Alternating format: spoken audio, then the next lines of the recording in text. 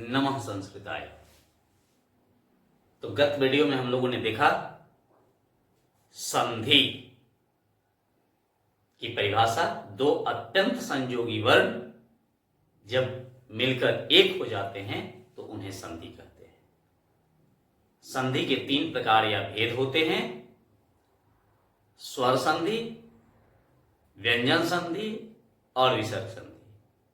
उसी को हम संस्कृत में अच संधि, हल संधि और विसर्ग संधि कहते हैं। तो हम लोग देखेंगे संधि के तीन भेद हैं।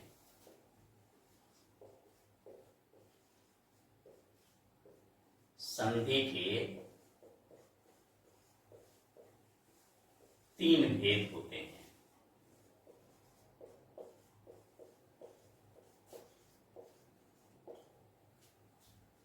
पहला है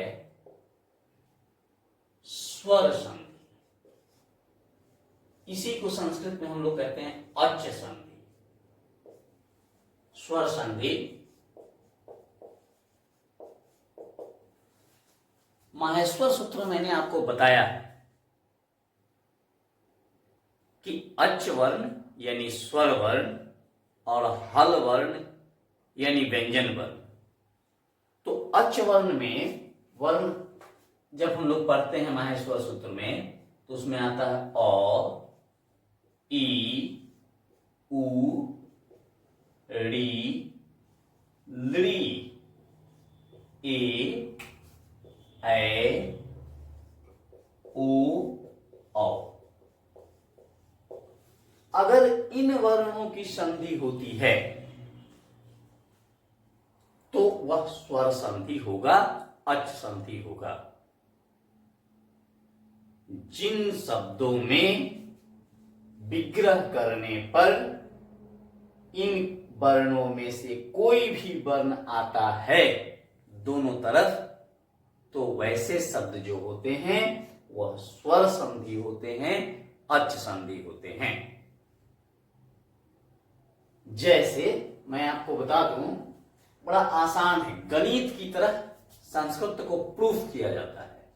मैं अभी आपको बताऊंगा स्वर संधि कैसे पहचानिएगा। तो अच यानी स्वर प्लस स्वर बराबर स्वर। अच लिखें या स्वर लिखें, बात बराबर है। स्वर और स्वर दोनों मिलेगा तो स्वर संधि बनेगा। दोनों तरफ स्वर वर्ण होना चाहिए। जैसे देखिए रमा, जो ईस, यहां आ है और यहां ई है, दोनों मिलेगा तो ए बनेगा।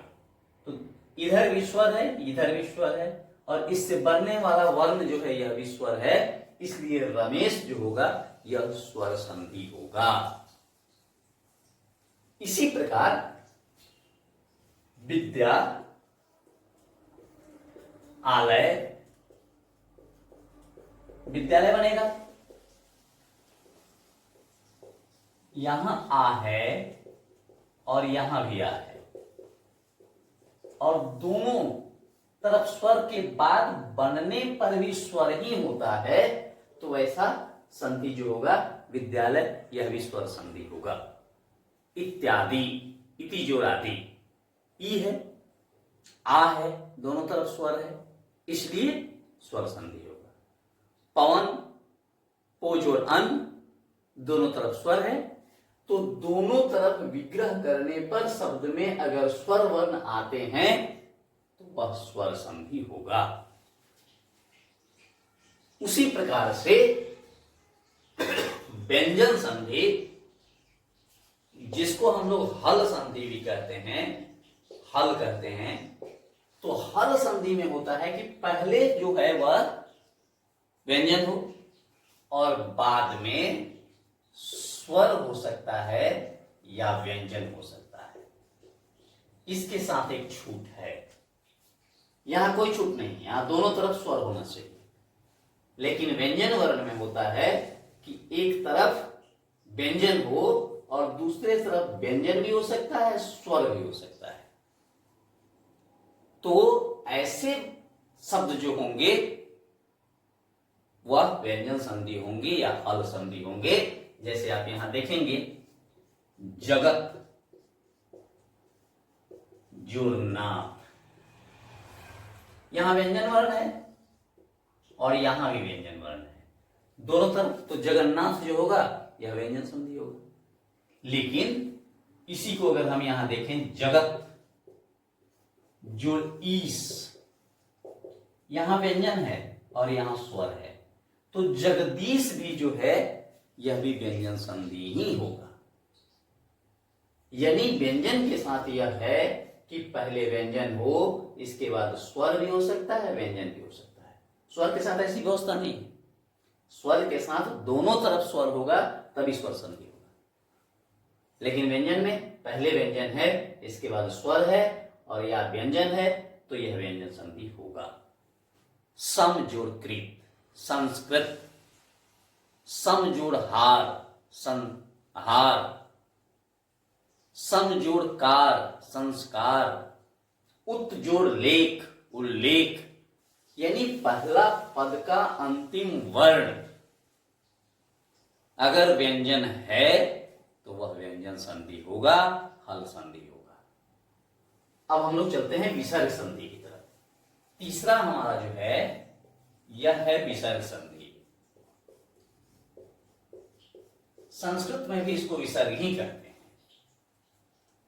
जैसे इसका नाम है कि स्वर को हम लोग संस्कृत में अच कहते हैं, हल को व्यंजन करते हैं। यानी व्यंजन वर्ण हो या व्यंजन संधि हो तो उसको हल संधि भी कर सकते हैं।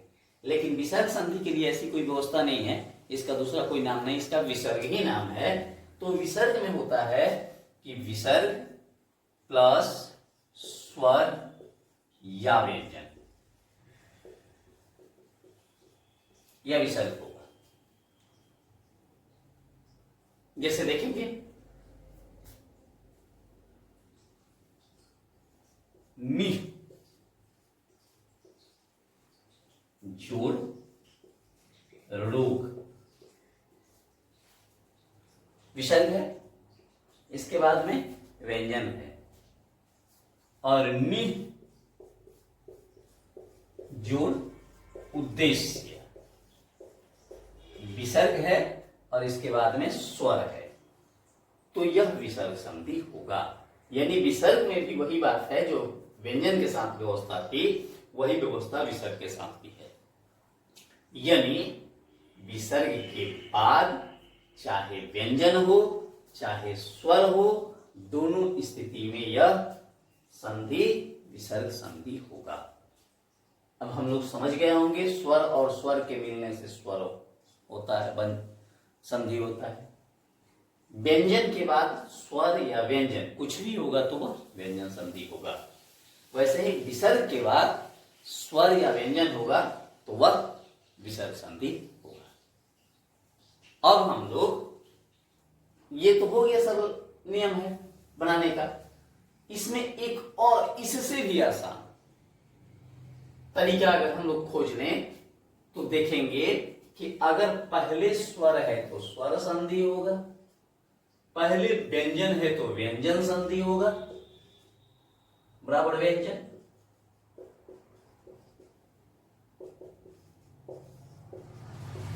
और पहले विसर्ग हो तो विसर्ग संधि होगा। पहला पद का अंतिम वर्ण स्वर है तो स्वर संधि, पहला पद का अंतिम वर्ण अगर व्यंजन है तो व्यंजन संधि, और पहले पद का अंतिम वर्ण विसर्ग है तो विसर्ग संधि। देख लीजिए, यहां स्वर है तो स्वर संधि, व्यंजन है तो व्यंजन संधि, और विसर्ग है तो विसर्ग संधि। यह और आसान हो गया।